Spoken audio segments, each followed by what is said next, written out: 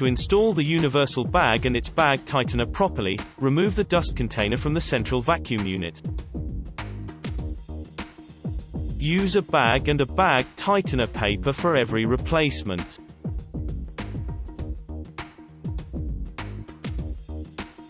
Remove the dust conveyor cone. Insert the bag into the dust container. Fold the bag tightener paper in a ring and lock it with the pre-cut guides. Insert the bag tightener and roll the bag edges inside the dust container.